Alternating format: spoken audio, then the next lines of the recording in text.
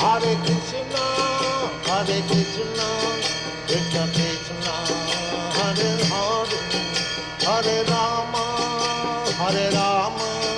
Rama Rama, Hare Hare.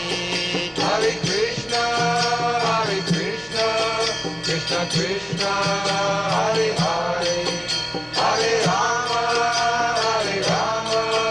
Rama Rama, Hare Hare. Srimad Bhagavatam, first canto, fourth chapter, Shlok 5. Drishdanuyantam rishim atmajam api anagranam Vishwanuyaktam rishim atmajamapi anannam devyo hriya paridadhurna sutta sasitram Dibbo priya paridadurna sutta sachitram tadviksha prishyati muno jagadustabasti Tadviksha picchati mano jagadostavasti Shri Pram Vidana tu Sutasya Vikita Drishte Sri pum vidanatu sutasya vivikta drishte Drishtanuyantam Rishim Atmajam Api Anagnam Vrishyanyantam vrishim atmajam apanagnam Devyo Hriya Paridadhurna Sutta Sasitram Dibbo priya paridadurna sutta sachitram Tadvikshya Prishyati Mano Jagadustabasti Tadviksha picchati mano jagadushtamasti Shri Pum Vidana tu Sutasya Vikita Drishte Sri pum vidanatu sutasya vivikta drishte Ishtanuyantam vrishim atmajamapyanagam Drishdayantam Rishimatmajam Api Anagnam Debyo priya paridadurna sutta sachitram Devyo Hriya Paridadhurna Sutta Sasitram Tadviksha picchati muno jagadushtamasti Tadviksha Prishyati Mano Jagadustabasti Sri pum vidanatu sutasya vivikta drishte Shri Pum Vidano tu Sutarasya Vikita Driste. While Sri Vyasadeva While Sri Vyasadeva was following his son, was following his son, beautiful young damsels beautiful young damsels who were bathing naked naked, covered their bodies covered their bodies with cloth. with cloth, Although although Sri Vyasadeva Sri Vyasadeva himself was not naked, himself was not naked, but they had not done but they had not done so so when his son had passed. when his son had passed.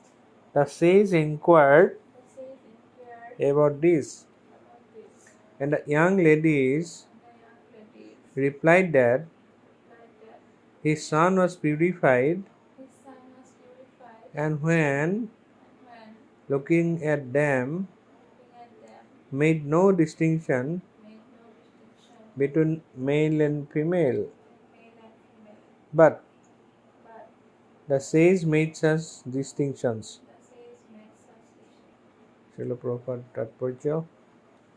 In the Bhagavad Gita, it is said that a learned sage looks equally on a learned and gentle Brahmana, a Chandala, a dog, and a cow due to his spiritual vision. Srila Sukdev Goswami attained that stage. Thus, he did not see a male or female.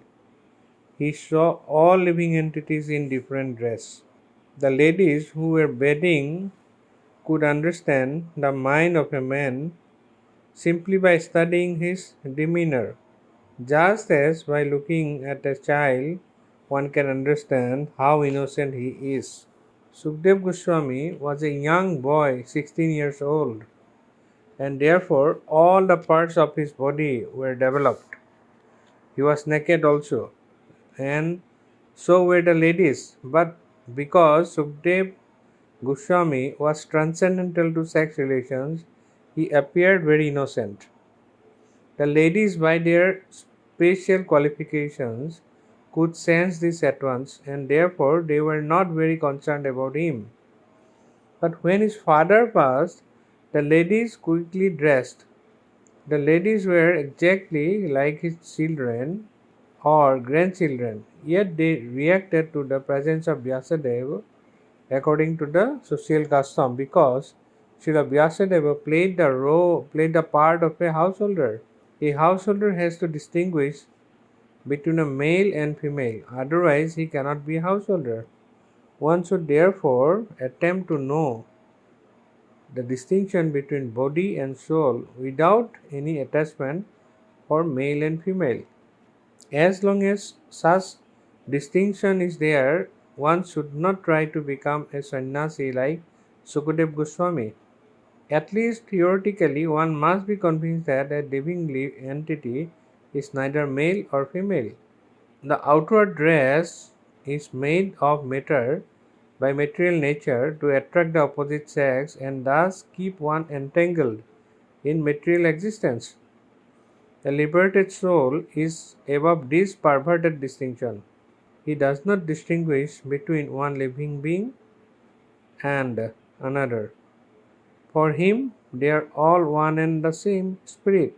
The perfection of this spiritual vision is the liberated stage, and Srila Sukdev Goswami attained that stage. Srila Vyasadeva was also in the transcendental stage, but because he was in the householder's life, he did not pretend to be a liberated soul as a matter of custom. Namo Vishnu Padaya Krishna Prasthaya Bhutale Shrimate Jaya Pataka Saminiti Namine Namo Acharya Padaya Nitai Kipapadayine Gaur Pathan Hamadaya Nagaragrama Tarine Namo Vishnu Padaya Krishna Prasthaya Bhutale Shrimate Bhakti Vedanta Saminiti Namine Namaste Saraswate Devi Gaurvani Pracharine Nirvishesha Sunnavadi Pasatade Satarine Mukhaṁ Karoti Vachalam Pangum Langhayate Girim Yat Kripa Tamaham Vande Sri Guru Dinatarinam Paramananda Madhavam Sri Chaitanya Ishwaram Hari Om Tatsat. So এই শ্লোকটো বুজিবলৈও প্ৰভুপাদে ধুনীয়াকৈ পাৰপৰ্টত লিখিছে, এইটো বুজিবলৈও অলপমান আধ্যাত্মিক জীৱনত, ভক্তি জীৱনত অলপ আগুৱাই ল'ব লাগিব, হৃদয়ংগম কৰিবৰ কাৰণে। ইমান হেৰি নহয়, একেবাৰে সহজ নহয়, অকণমান মানে এইটো বুজিবলৈ অলপ কঠিন, কিন্তু যদি গুৰু কৃপা, সাধুগুৰু বৈষ্ণৱৰ যদি কৃপা হয় তেন্তে সেইটো বুজিব সম্ভৱ হয় অলপমান, নহ'লে কঠিন। এই শ্লোকটোত কৈছে যে, কি কৈছে, শ্ৰীল ব্যাসদেৱে যেতিয়া তেওঁৰ পুত্ৰক অনুকৰণ কৰি আছিলে, পুত্ৰ কোন? সুখদেৱ গোস্বামী। যে তুমি যাব নালাগে, তুমি ঘূৰি আহা বুলি পিছে পিছে গৈ আছিলে সুখদেৱ গোস্বামী। তেতিয়া কিছুমান সুন্দৰী যুৱতী যাৰ বস্ত্ৰ নাছিলে গাত, কিন্তু সুখদেৱ গোস্বামী দেখা পাই কোনো ধৰণৰ লজ্জা অনুভৱ কৰা নাছিলে। কিন্তু ব্যাসদেৱক যেতিয়া দেখা পাইছে, যদিও ব্যাসদেৱে সম্পূৰ্ণ বস্ত্ৰ পিন্ধি আছিলে, তেওঁলোকে নিজে সংযত হৈ গৈছিলে। সংযত হৈ নিজে এই যুৱতীবিলাকে নিজৰ বস্ত্ৰ পৰিধান কৰিছিলে। সুখদেৱ গোস্বামীটো সম্পূৰ্ণ কি আছিলে? কোনো বস্ত্ৰ নাছিলে সুখদেৱ গোস্বামীৰ। তেনেকৈ গৈ আছে। সুখদেৱ গোস্বামী দেখা পাই অপ্ৰস্তুত হোৱা নাই, কোনো ৰিয়েক্টটো কৰা নাই। তাকে সেই সম্বন্ধে ব্যাসদেৱে তেওঁলোকক সুধিলে। তেতিয়া যুৱতীয়ে সকলে উত্তৰ দিছিল যে তেওঁৰ পুত্ৰৰ পবিত্ৰ দৃষ্টিত স্ত্ৰী আৰু পুৰুষ কোনো ধৰণৰ ভেদ নাছিলে। তেওঁ কোনো ভেদ দেখা নাছিলে। কিন্তু মহৰ্ষি দৃষ্টিত অৰ্থাৎ ব্যাসদেৱৰ দৃষ্টিত সেই ভেদ আছিলে। সেইকাৰণে ব্যাসদেৱক দেখা পাই, যদিও ব্যাসদেৱ সম্পূৰ্ণৰূপে বস্ত্ৰ পৰিধান কৰি আছিলে, হ'লেও ব্যাসদেৱক দেখা পাই তেওঁলোকে লগে লগে সংযত হৈ পেলাই ড্ৰেছ আপ কৰি লৈছিলে। তাৰমানে সুখদেৱ গোস্বামীৰ পজিশ্যনটো কিমান ওপৰত, তেওঁ কিমান চিন্ময় স্তৰত এইটো। ইয়াত প্ৰভুপাদে আৰম্ভণিতে গীতাৰ এটা শ্লোক উল্লেখ কৰিছে, ৫ম অধ্যায়ৰ ১৮ নম্বৰ শ্লোকটো। বিদ্যা বিনয় সম্পন্নে ব্ৰাহ্মণে গাভিহস্তিনি সুনিশৈবস্য পাকে চ পণ্ডিতা সমদৰ্শিনা। এইটো প্ৰায় শুনা যায়, এইটো পণ্ডিতা সমদৰ্শিনা, এই শ্লোকটো। বিদ্যা বিনয় সম্পন্নে ব্ৰাহ্মণে গাভিহস্তিনি সুনিশৈবস্য পাকে চ পণ্ডিতা সমদৰ্শিনা. The humble sages, by virtue of true knowledge, see with equal vision a learned and gentle Brahmana, a cow, an elephant, a dog and a dog eater. কৈছে যিসকল খুব ভক্ত আছে, হাম্বুল যিসকল, যোন বিনয়ী, হাম্বুল, নম্ৰ, যাৰ জ্ঞানৰ মাধ্যমত, কি জ্ঞান? ট্ৰু নলেজ মানে এবছলিউট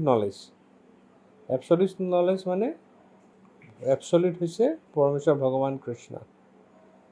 ভগৱানৰ সম্পূৰ্ণ জ্ঞানৰ যেতিয়া তেওঁ আয়ত্ত কৰি লয়, হৃদয়ংগম কৰি লয়, সেই তাৰ মাধ্যমত কি কৰে? তেওঁৰ দৃষ্টি সমভাৱাপন্ন হৈ যায়।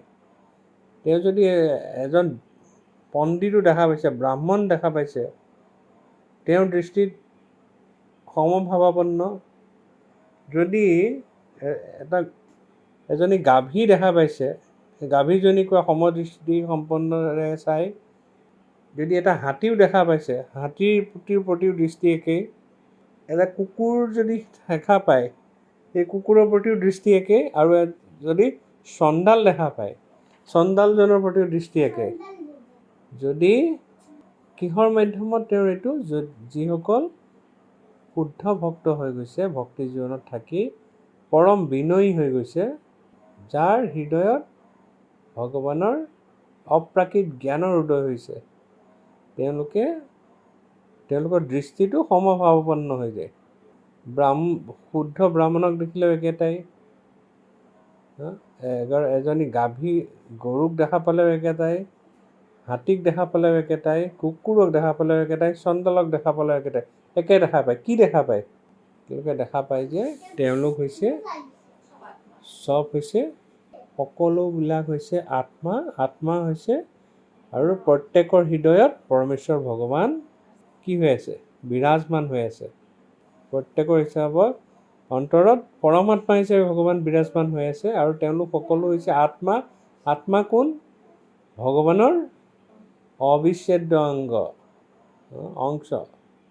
গতিকে তেওঁৰ দৃষ্টি সেইটো দৃষ্টিহে চাব। তেওঁৰ দৃষ্টি সেইটো হৈ যায় যেতিয়া সেইবিলাকক ফুল্লি কোৱা যায়, ফুল্লি ৰিয়েলাইজ চ'ল, মহাভাগৱত যিসকল আছে।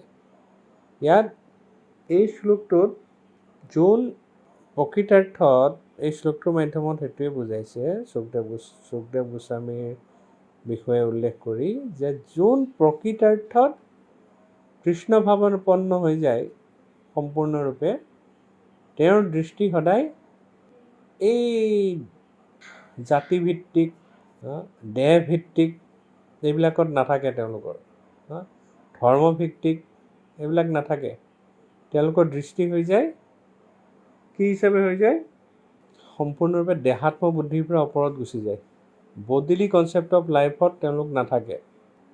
মই অসমীয়া, মই ভাৰতীয়, মই অমুক, মই তমুক, মই মনুষ্য, এইটো মেকুৰী, এইটো সিংহ, এইজনী ছোৱালী, এইজনী বুঢ়ী, এইটো বাচ্চা, এইবিলাকত নাথাকে। তেওঁলোকৰ দৃষ্টি সম্পূৰ্ণৰূপে সমান হৈ যায়, সমদৃষ্টি সম্পন্ন হৈ যায়। গতিকে সুখদেৱ গোস্বামী যেতিয়া গৈ আছে, সুখদেৱ গোস্বামী যদিও বস্ত্ৰ নাছিলে গাত, তেওঁৰ দৃষ্টি কেনেকুৱা আছিলে? তেওঁ দেখা নাই যে কোনোবা ইয়াত সুন্দৰী কোনোবা যুৱতীয়ে তাতে স্নান কৰি আছে, সেইবিলাক তেওঁৰ দৃষ্টি নাই। তেওঁৰ দৃষ্টি হৈছে যে বিয়ণ্ড বডিলি কনচেপশ্যন অফ লাইফ, দেহাত্ম বুদ্ধিৰ বাহিৰত গৈ পেলাই তেওঁৰ দৃষ্টি সেই সমদৃষ্টিপন্ন হৈছে। তেওঁ কি দেখা পাইছে? তেওঁ পৰমেশ্বৰ ভগৱানৰ অংশ। সেই তেনে দৃষ্টি হ'লে এডাল সাপো যদি ওলায় সন্মুখত, তেওঁ ভাবিব এই সাপটো মোৰ ব্ৰাদাৰ। কিহৰ কাৰণে? সাপটোৰ পৰমপিতা কোন? এই সাপটোৰো পৰমপিতা হৈছে স্বয়ং ভগৱান কৃষ্ণ। গতিকে এজন দেউতাকৰ যেতিয়া সন্তানবিলাক একেটা ফেমিলিৰ হয়নে নাই? বাই ভনী চব এজন দেউতাকৰ সন্তান, তেনেদৰে সেইটো দৃষ্টিত আহি যায়। সুপ্ৰিম ফাদাৰৰ পৰম পিতাৰ, পৰম পুৰুষ, পৰমেশ্বৰ ভগৱান পৰম পিতাৰ সকলোবিলাক অংশ। গতিকে ময়ো পৰম পিতাৰ অংশ। গতিকে চব all R brothers and sisters. সেইটো হৈছে ইউনিভাৰ্চেল ব্ৰাদাৰহুড। সেইটো ইউনিভাৰ্চেল ব্ৰাদাৰহুডৰ সেইটোৱে ৰাস্তা, বেলেগ ৰাস্তা নাই তাত।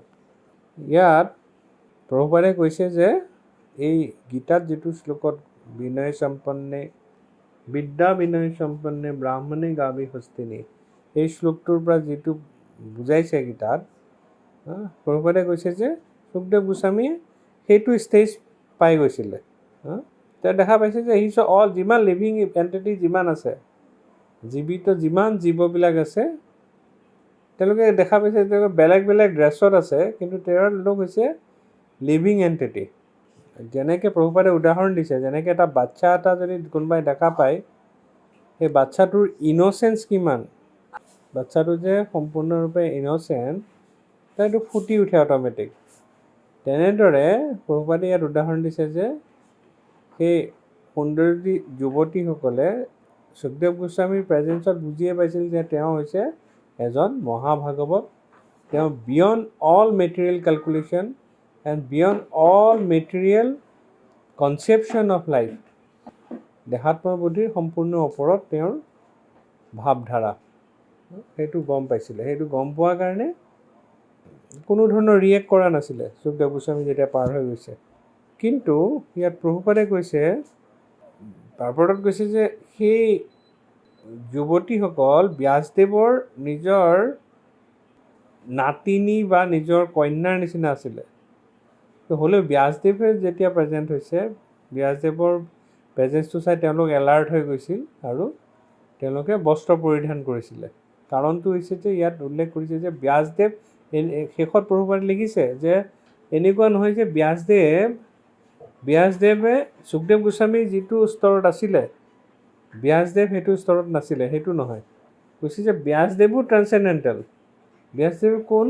স্বয়ং ভগৱানৰ লিটাৰেৰী ইনকাৰ্নেশ্যন, অৱতাৰ, সত্যাবেশ অৱতাৰ, এম্পাৱাৰ্ড অৱতাৰ ভগৱানৰ। কিন্তু ব্যাসদেৱে যিহেতু গৃহস্থাশ্ৰমত আছিলে, হাউচ হোল্ডাৰ লাইফত এইটো ডিষ্টিংগুইছ কৰিব লাগে, স্ত্ৰী পুৰুষ এইবিলাক চব ডিষ্টিংগুইছ কৰিব লাগে। সেইকাৰণে ব্যাসদেৱে এইটো দেখাবৰ কাৰণে তেনেকুৱা আচৰণ কৰিছিল। সুধিছিল যে তোমালোকে কিয় কাৰণে সুখদেৱ গোস্বামী পাৰ্জা হৈ যাওঁতে তোমালোকে ৰিয়েক্ট কৰা নাই, আৰু মই আহোঁতে কিয় ৰিয়েক্ট কৰিছা তোমালোকে? এইটো দেখাইছে যাতে হাউচ হোল্ডাৰ হিচাপে দেখাইছে। এইটো স্পিৰিচুৱেল ভিজন যিটো, যে অল আৰ স্পিৰিট চ'লছ, সকলোবিলাক চিন্ময় আত্মা, সেই যিটো উপলব্ধি, সেইটো স্তৰত যোন গৈ পায় তেতিয়া তেওঁৰ দৃষ্টিবিলাক এনেকুৱা সম্পূৰ্ণৰূপে এনেকুৱা হৈ যায়। ইয়াত সেইকাৰণে গীতাত যিটো শ্লোকত উল্লেখ কৰিছে, গীতাত সেই শ্লোকটোতো কৈছে যে সেইকাৰণে যোন বিনয়ী যিসকল ভক্ত, যোন ৰিয়েলাইজ হ'ল, তেওঁৰ হৃদয়ত যাৰ প্ৰকৃত জ্ঞান উদয় হৈছে, তেওঁ সেই তেনেকুৱা এজন ভক্তই সদায় সকলোবিলাক যিমান জীৱাত্মা আছে সকলোকে কি বুলি ভাবে? জীৱাত্মা হিচাপে দৰ্শন কৰে। তেওঁলোক হৈছে সকলো আত্মা আৰু ভগৱানৰ অবিচ্ছেদ্য অংশ। কেতিয়াও চেঞ্জ হ'ব নোৱাৰে, কোনো কাৰণত চেঞ্জ কৰিব নোৱাৰে। যেনেকৈ আমাৰ দেহটো লগত এটা আঙুলি যদি দুখ পায়, কেনেবাকৈ যদি আঙুলিটো ডিছকানেক্ট হৈ যায়, তেন্তে সেই আঙুলিটোৰ কাম নাই।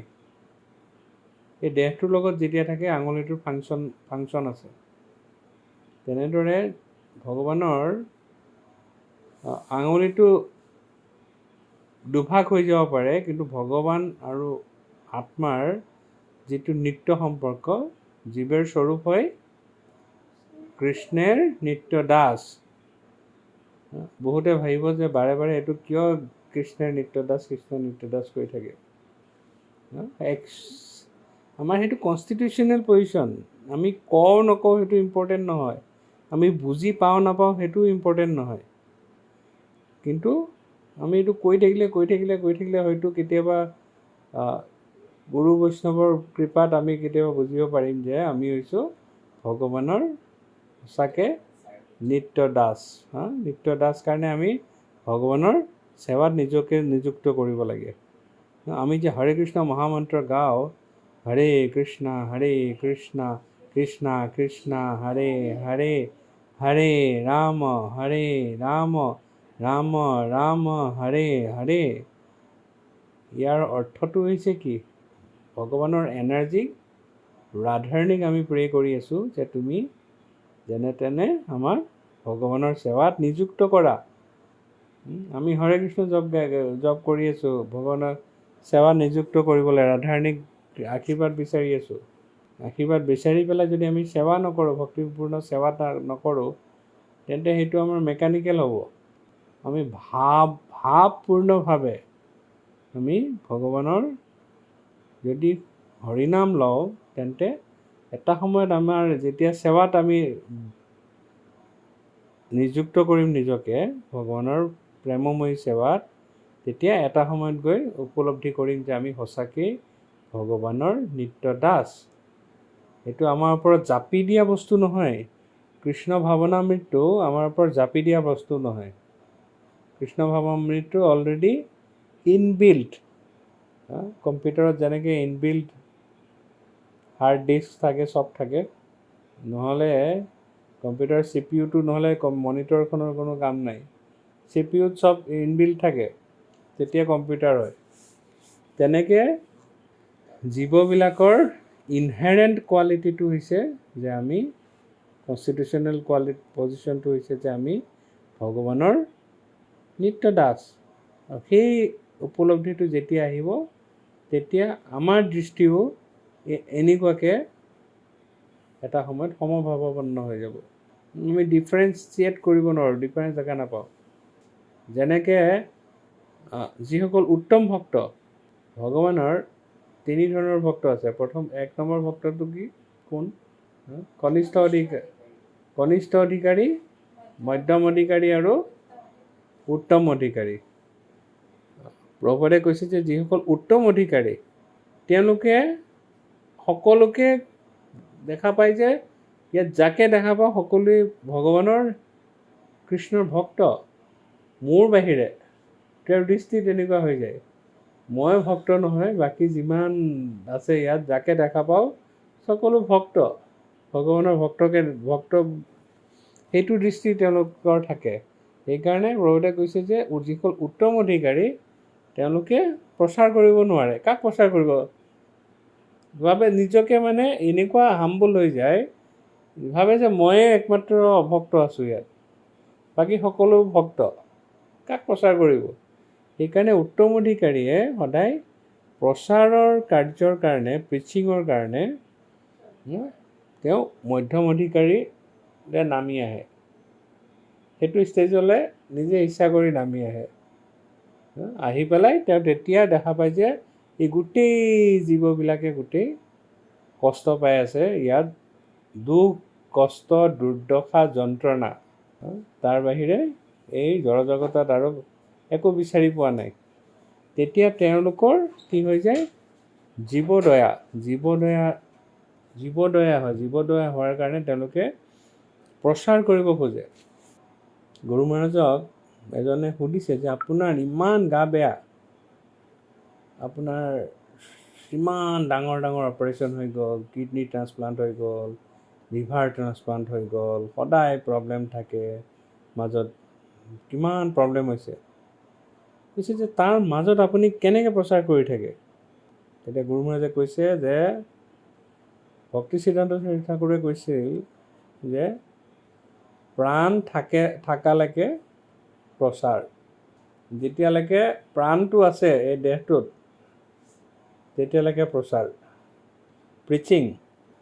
যেনেকৈ প্ৰভুপাদৰ আমি ইউটিউবতো চাব পাৰোঁ, লাষ্ট মমেণ্টছ অফ প্ৰভুপাদ 77ৰ প্ৰভুপাদ শয্যা মানে প্ৰাণ ত্যাগ কৰিব, সেই সময়ত প্ৰভুপাদে চকু মেলিব নোৱাৰে, একো মেলিব নোৱাৰে, কিন্তু ভাগৱত কৈ আছে। বিভিন্ন ধৰণৰ শিষ্যবিলাকক ভাগৱত জ্ঞান প্ৰদান কৰি আছিলে। প্ৰাণ থাকালৈকে প্ৰচাৰ, এইটো ভক্তি সিদ্ধান্ত ঠাকুৰে কৈছে। একেটা বস্তু গুৰু মহাৰাজে ৰিপিট কৰিছে। সেইকাৰণে প্ৰচাৰ কিয় প্ৰচাৰ কৰে? কাৰণ এইটো ষ্টেজত আহি পায় যে দেখা পায় যে চবেই দুখ কষ্ট পাই আছে। নিজে যেতিয়া চেল্ফ ৰিয়েলাইজ হৈ যায়, বাকীবিলাকে যে কষ্ট পাইছে সেইটো বুজি পাই যায়। এবাৰ সনাতন গোস্বামীৰ ওচৰলৈ ভজন কুটীৰলৈ মীৰাবাই আহিছে। মীৰাবাই কোনোবাই আহি সনাতন গোস্বামীক ক'লে ভিতৰত যে মীৰাবাই আহি ৰখি আছে, আপোনাক দৰ্শন কৰিবলৈ আহিছে। তেতিয়া সনাতন গোস্বামী ক'লে যে মই কোনো স্ত্ৰীক মই কেতিয়াও মই লগ পাব নিবিচাৰোঁ আৰু মই দৰ্শন দিব নিবিচাৰোঁ। তাৰপিছত তেতিয়া সেই শিষ্যজনে গৈ পেলাই মীৰাবাইক ক'লেগৈ যে তেওঁ কোনো মহিলাক তেওঁ দৰ্শন দিব নিবিচাৰে, গতিকে আপোনাক দৰ্শন নিদি আপুনি যাব লাগিব, ইয়াৰ পৰা প্ৰণাম কৰি আপুনি যাওক। মীৰাবাই ক'লে শিষ্যজনক, ভক্তজনক যে আজিহে মই উপলব্ধি কৰিছোঁ যে পৰমেশ্বৰ ভগৱান কৃষ্ণক বাদ দি আৰু কোনোবা পুৰুষ থাকিব পাৰে। পৰমেশ্বৰ ভগৱান কৃষ্ণক বাদ দি আৰু কোনোবা পুৰুষ থাকিব পাৰে। মই ভাবি আছিলোঁ ইমান দিন যে অকল পুৰুষ হৈছে অকল স্বয়ং ভগৱান কৃষ্ণ নিজে, আৰু কোনো নাই। আৰু কোনোবা পুৰুষ আছে মই আজিয়ে গম পালোঁ। তেতিয়া এই কথাটো গৈ শিষ্যই যেতিয়া সনাতন গোস্বামীক কৈছে, সনাতন গোস্বামী ভাবিছে মানে মীৰাবাই কোন স্তৰত আছে। তেতিয়া মীৰাবাইক দৰ্শন দিছে, আহিব অনুমতি দিছে। তেতিয়া কোন স্তৰত আছে।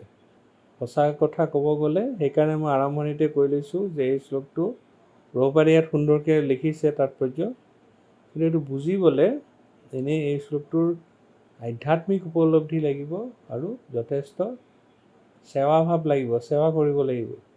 যিবিলাক ইণ্ট্ৰিকেচি ভক্তি জীৱনৰ এই এনেকুৱা ধৰণৰ জ্ঞানৰ ইণ্ট্ৰিকেচিবিলাক বুজিবৰ কাৰণে সকলোৰে কৃপা লাগিব, তেতিয়া বুজি পাব কোনোবাই। দিব্য জ্ঞান হৃদয় প্ৰকাশিত, এইবিলাক দিব্য জ্ঞান। দিব্য জ্ঞান প্ৰকাশ পাবলৈ কাৰোবাৰ কৃপা লাগিব। কোনে কৃপা কৰিব? গুৰুৱে কৃপা কৰিব, গুৰু কৃপা লাগিব। সাধু গুৰু বৈষ্ণৱৰ যদি কৃপা হয় তেতিয়া এইটো সম্ভৱ হয়, নহ'লে সম্ভৱ নহয়। চ' সেইকাৰণে যিসকল পৰম বৈষ্ণৱ ৰিয়েলাইজ তেওঁলোকে সদায় প্ৰচাৰ কৰিব বিচাৰে। প্ৰচাৰক বাদ দি তেওঁলোকে একো নাজানে। প্ৰভুপাদৰ এজন শিষ্যই বৃন্দাবনত আহিব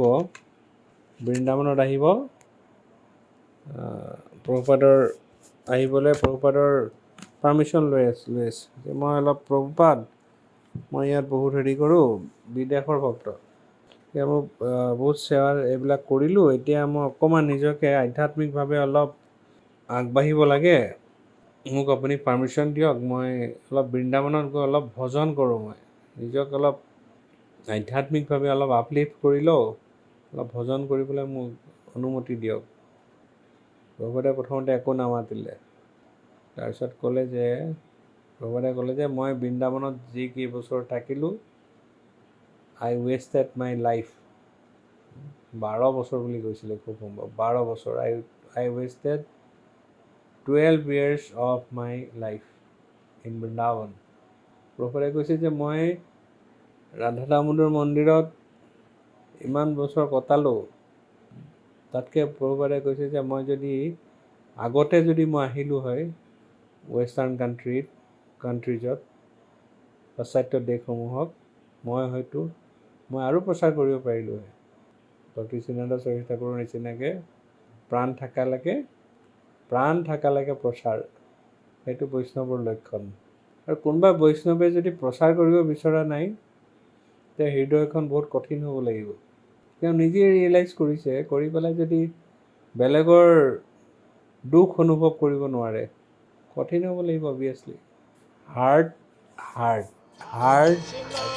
like solid rock, hard hearted. জয় গ্ৰন্থ শ্ৰীমদ ভাগৱত মহাপুৰাণ কি, শ্ৰীল প্ৰভুপাদ কি জয়, Nitai Gaur প্ৰেমানন্দে। Hare Krishna, Krishna Krishna,